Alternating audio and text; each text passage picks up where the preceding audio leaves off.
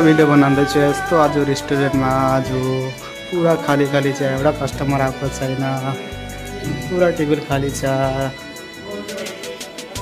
हेर्नु कस्तो होटल यो, होटल